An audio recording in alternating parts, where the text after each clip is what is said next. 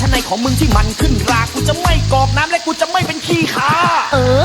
เอาไงก็ลองดูแต่อย่าลืมนะว่าตังมึงอยู่กับกูอะมึงไปเลยนะแต่เงินมึงกูลิบไว้หมดกูจะเอาไปอัพไซนมเอาให้สวยหมดโจทย์เลยแหมมึงมาทำขึ้นเสียงมึงกล้ามากนะเดี๋ยวกูจับขึ้นเขียงกูเลี้ยงมึงด้วยข้าวแต่มึงดันไม่เชื่องหรือมึงอยากกินหญ้าแล้วไปเป็นสัตว์เคี้ยวเอื้องฮะ